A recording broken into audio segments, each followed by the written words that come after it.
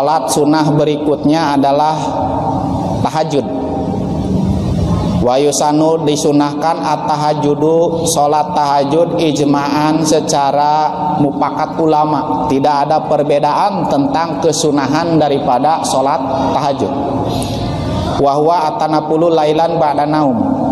Sering banyak orang yang bertanya, apa itu salat tahajud? Boleh enggak salat tahajud jam 7 setelah Isya? Boleh enggak salat tahajud habis ngopi gitu. Ya, boleh enggak salat tahajud belum tidur? Nah, pertanyaan seperti itu, Pak. Masih baik nanyain kapan salat tahajud, ya. Salat tahajud itu adalah atanapulu, salat sunnah lailan di waktu malam. Jadi nggak ada salat tahajud jam 12 siang gitu, ya, atau di pagi hari nggak ada. Jadi salat tahajud itu dikerjakannya lailan di malam hari. Ba'da naum, setelah tidur. Garis bawahi malam hari setelah tidur. Jam berapa? Pokoknya setelah tidur. Begitu. Setelah sholat isya Bapak tidur, bangun jam 9 mau tahajud silahkan, ya. Bapak jam 9 tidur, bangun-bangun jam 10 mau sholat tahajud silahkan. Yang penting ba'da naumi, setelah tidur. Qala Allah Ta'ala, karena firman Allah Subhanahu wa Ta'ala, dalil daripada sholat tahajud itu adalah wa minal laili fatahajjad bihi nafilatan asa ayyab asaka rabbuka maqaman mahmuda. Sebagian daripada malam fatahajjad bihi, maka tahajudlah engkau di malam itu nafilatan lak, sebagai sunnah tambahan, sebagai sholat sunnah tambahan untukmu. Maqaman mahmuda, asa ayyab asaka rabbuka maqaman mahmudah.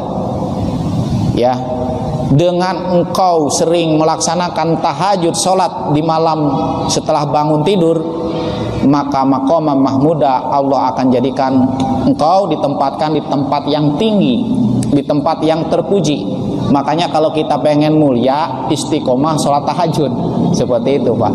Ya, sering sholat tahajud di malam hari, maka insya Allah di siang hari akan diberikan kegembiraan, keceriaan. Ya, mudah-mudahan kita diberikan kekuatan oleh Allah Subhanahu Wa Taala. Amin ya rabbal alamin. Kemudian secara penelitian, saya pernah mendengar di waktu malam, terutama pertengahan malam kedua, yaitu jam 12 ke atas, terutama di sepertiga malam terakhir, ketika darah waktu itu tidur kering di sini, di otak depan, ya tidur di otak depan kering, waktu itu sujud maka tersiram oleh darah, dan tersiramnya otak oleh airan atau darah di waktu itu bagus. Makanya insya Allah orang yang sering sholat tahajud, ya, di sepertiga malam terakhir itu akan diawet mudahkan atau disehatkan selalu. Amin ya Allah ya rabbal alamin. Seperti itu. Ya, wawaroda pipadlihi, saya pernah dulu silaturahmi ke NTB, Nusa Tenggara Barat, ketemu orang nenek-nenek, kakek-kakek satu jodoh, umurnya 100 tahun lebih dua-duanya. Ditanya, kita mah nanya bukan nanya obatnya apa, bukan nanya bapak makanannya apa, kita arahkan ke masalah amalan. Bapak amalannya apa? Ternyata dua-duanya sering ngamalin sholat tahajud. Ini, Pak. Jadi meskipun tua tapi sehat, seperti itu. Daripada muda tapi sakit-sakitan, seperti itu, ya. Wa kurihali mu'tadihi tarkuhu bila darurah. Hukumnya makruh meninggalkan sholat tahajud bagi orang yang sering sholat tahajud. Makruh, Pak. Bila daruratin, tanpa ada halangan, ada darurat. Jadi yang sering sholat tahajud jangan ninggalin, jangan, ya. Hukum daripada sholat tahajud itu wa ta'akadu, hukumnya sunnah muakadah. Sehingga yang dikatakan sunnah muakadah ini sunnah yang sering dikerjakan oleh baginda Rasulullah meskipun Rasulullah di perjalanan, namanya sunnah muakadah. Kemudian juga namanya sunnah muakadah itu ketika ditinggalkan maka akan terjadi hukum makruh. Dan ketika sering orang mengerjakan hukum makruh lagi dan lagi, pernah saya bahas, itu ngerinya nanti mati dalam keadaan su'ul khotimah. Seperti itu. La yakhilu bi sholati fil lail ba'da naum walau rakaataini. Supaya hilang daripada kemakruhan, maka minimal semalas-malasnya sholat tahajud itu kerjakan 2 rakaat. minimalnya semales-malesnya gitu ya. Kenapa? Karena li'admi fadli dzalika, besar keutamaan sholat tahajud ya.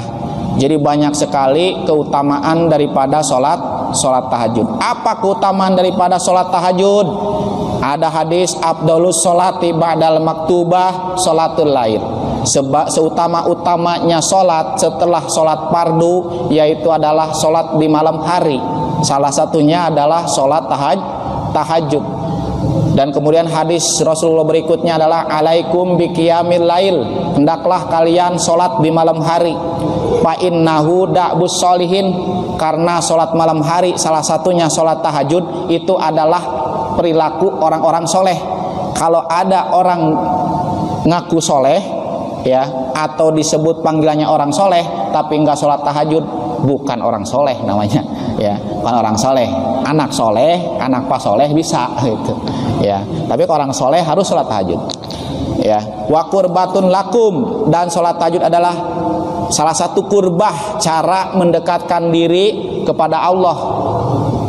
Kalau Bapak pengen dekat sama Allah Pak ya, caranya salah satu tahajud. Emang apa kelebihan kita dekat sama Allah? Luar biasa. Kita dekat sama presiden aja gagah ya kan ya. Dekat sama bupati, Ustadz Ghazali dekat sama bupati gagah ya kan gitu ya. Ustadz Ghazali dekat sama gubernur kan gagah ya kan itu ya. Beras-beras sekarumat tiap hari ada lah gitu. Kiriman ada gitu kan, gagah gitu. Ustadz Ghazali kempes kantongnya, telepon gubernur ya, dekat dekat hati begitu. Meskipun jauh jarak tapi dekat hati. Begitu juga jarak hati kita sama Allah itu dekat bagaimana? Memang Allah itu adalah dekat dengan kita ya, bihablil warid, lebih dekat min hablil warid daripada urat leher, dekatnya Allah. Tapi dekatnya Allah dengan hati kita ini masalahnya. Memang secara hakikat Allah dekat, tetapi hati kita dekat enggak nih? Kita sendiri yang akan merasakan dekat enggaknya. Seperti saya sama istri saya sekarang kan dekat Pak ya, jauh di mata dekat di hati, seperti itu. Bagaimana supaya jauh di mata dekat di hati? Kurbah ibadah salah satu mendekatkan diri kita pada Allah yaitu adalah sholat tahajud. Sehingga dengan dekat dengan Allah maka hidup akan berkah. Kemudian sholat tahajud juga itu wamuk makparatun lisai'ah, pelebur dosa, waman hatun anil ismi, pencegah daripada dosa. Coba kalau kita di siang harinya ingin terhindar daripada maksiat, dosa, laksanakan sholat tahajud. Wa matrodatun lidai anil jasadi, menolak penyakit yang hinggap ke tubuh. Corona, misalkan corona, sholat tahajud aja Pak, sholat tahajud gitu ya, tertolak itu penyakit ya. Tiap penyakit ada obatnya. Saya tambahin sedikit ya, ilal bengkung, kecuali bongkok gitu ya. Bongkok kakek-kakek, nenek-nenek pengen jadi muda nggak ada obatnya ya. Semua penyakit ada obatnya itu. Ada obat secara medis, ada obat secara amalan. Salah satu obat secara amalan atau spiritual sholat tahajud. Sholat tahajud maka insya Allah yang namanya corona tidak akan hinggap ya. Wa matrodun lidai, menolak penyakit. Kemudian hadis Rasulullah, ayuhan nas absus salam wa atimut to'am, hei para manusia sebarkanlah salam, atimut to'am ya, berilah makanan pada orang lain, wasilul arham, sambungkanlah silaturahmi, wasalu bil lail, sholatlah kalian di malam hari. Salah satunya adalah sholat tahajud. Wan nasu niyamun, di mana waktu itu orang-orang pada tidur, bangun sholat tahajud. Tadkhulu al jannata bisalam, dengan begitu kamu akan masuk surga dengan salam kesejahteraan begitu.